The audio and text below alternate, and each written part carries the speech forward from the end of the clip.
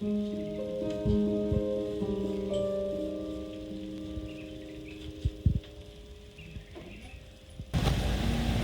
at the start when we were doing the line thing, I was like, because there's nothing I'm supposed to copy or anything. Like, what do I draw? Yeah, but that is working on a different thing. It's not your eyes anymore, it's your hearing. And a lot of artists are not used to work on hearing, but a lot of you maybe study with music on. It brings you in a different concentration. And I think music, and I worked a long time with a musician now, music and drawing is very similar. They have rhythm, they have tonal, they have values. So we were talking exactly the same language.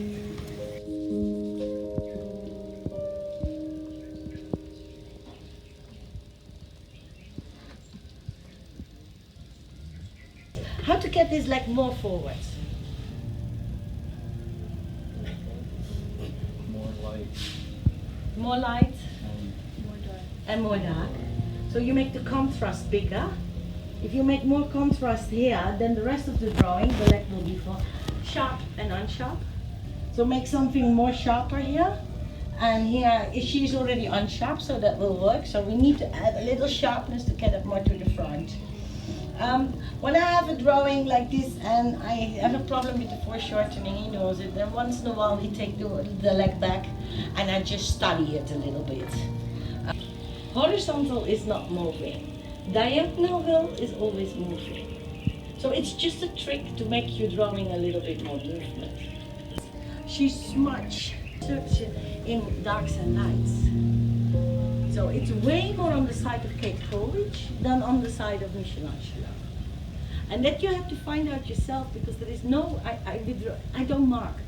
I'm totally against marking. I don't say one is better than the other.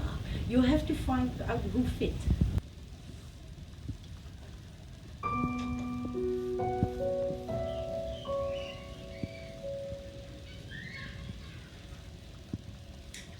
Moving composition. If you make a beautiful portrait now, it's already not a portrait who's like this. So it's already really placed nicely. He doesn't like the under part, so that we just cut off, you know. But then get it out. Get me really the elbow out, you know. I really want to touch that elbow, so he can work that through a little bit. But somehow from the beginning he had straight on movement.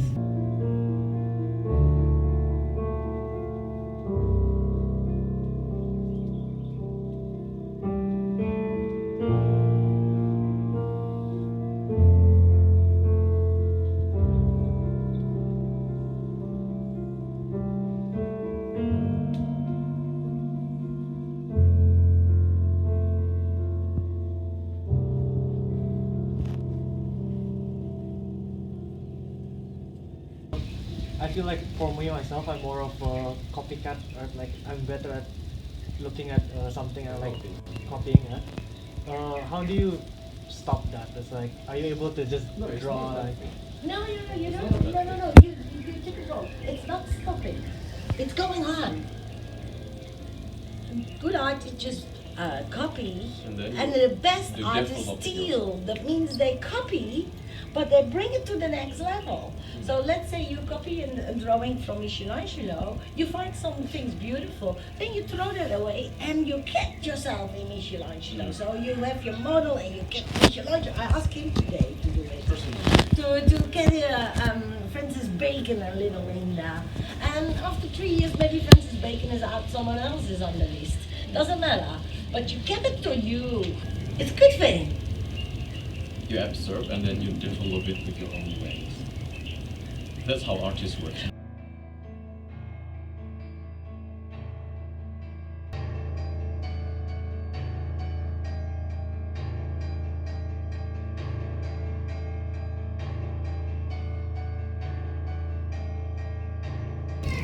Do you ever consider yourself talented in art? Or? I'm not so busy with talented. I always saw myself as a kid already as a freaky good drawer, because I draw from very small on with my father already, so I was always better than everyone around me. So I never doubted that. For sure I doubt a lot of other things. Is that talent? No, it's just an education from very young on. Really, as in like in dancing. Like yeah, if you did ask about have I ever considered about self-talent or something, I did when you try to make a comparisons from the people that you are looking at their works, but later on when you're already like too busy with yourself and then oh yeah, I find a lot more comfortable doing it this way, blah blah blah blah blah, and it turns out to be your own personalization in your works. Yeah. So it's just about. So the doubt goes to the background because it's not so important. You cannot do anything with that energy. Yeah. It's way nicer to think from, oh, but that's my goal and that is my hero and I will be better. Maybe I never become better than Michelangelo. 100% chance I never become better than Michelangelo. I don't care. I will get that. Why do you choose dancers as your subject? I have to say, I never choose it. I grew up with a sculpture father who works with dancers. So my house was always full with living in dancers and it was all about body. So it was not so much a choice. I put it to him too. Why do you choose to dance? Then I don't know. Yeah, I just love dancing. Like instead of you go jogging and then you don't create something beautiful from it, but you're still wasting your energy, I prefer to do something more by way of dancing, and it makes me feel, oh yeah, it's a lot more content from what I'm doing. And then what I like for Willy, he loves dancing in nature. So he makes a lot of movies from him on the beach or in the mountains or in a, so somehow the space, the surrounding, influence a lot of his work. Oh well, that you're not only drawing what you see, but you also draw the emotion. If he moves like this, you're going to give that energy in your drawing. But Pierre doesn't do that for me. He makes silence, so I can make silent paintings, but after 2 silent paintings, I'm bored. I'm not saying my still lifes are shit. Oh, they're quite okay, but they don't have my love. Okay. Reach that point of like being passionate with like certain things. Oh. It's hard. It has something to do with calling. The calling. I went through like many phases of this kind of situation where I really wanted to quit dancing. But anytime when I wanted to quit dancing, there will always be chances for me to like keep going forward. I don't know. It's just yeah. I never wanted to quit. Oh, okay. So you're like quite the opposite, yeah. I never wanted to quit. I want to learn more. Good artists, you? it's very easy a lot of time to come to the studio because they have nothing to hide. They're just as unsure as you. It's only the not so good artists have to hide a lot. I always invite myself by other artists to work like you did today, but then for a couple of days. And I make always every time a list of 10 and I send letters. And always number 10 had no time, but number 1 most of the time wants, because when you're passionate you want to share it. But passion is not what you're born with. Maybe you see it as a path, but I don't think you're born with it. It gets more interesting by time. The more I do it, the more I find it more difficult. You know, when I was your age, I thought in 3 years I will be better than my father, and in 20 years I will be better than Michelangelo. These kind of things are maybe never going to reach. And still I find it very nice. You both went to art school, right? And it sounds like you're rather I did, slightly and I'm disappointed going. on art school, or like, do you think it's better to be self-taught or like?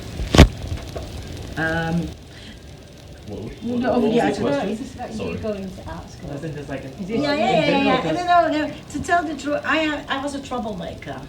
So, and he also. So we are not the good examples for art schools. Maybe because we were too passionate. But I like from art school, I like that you can do a lot of disciplines in a very short period. So you can do graphic design, you can do architecture, you have really ways to look very, because all the machines are there, the equipments are there. So for me it was a time I could search around. So the 1, 2, 3 first years, okay. I still want to show people that I'm a real artist or something like that. And then I did make lots of movies from me dancing in the nature. And then that's also the process how I could like discover myself in dancing. I dance with the nature, with the camera. I learned a lot about, oh yeah, you can make this kind of choreography. We are talking about dance. You can make this kind of choreography which is can be only enjoyed from this certain angle, or the other way around, that you can also enjoy the choreography from, you see me from there, it's still beautiful. You see me from there, it's still beautiful. So that's what I learned. So if you're asking about how can I personally like get to this point, yeah, it has something to do with the process, how you want to reach what you want. Passion. I'm really good at like exploring spaces, so that's why I like to stretch out, because I know that my body is small.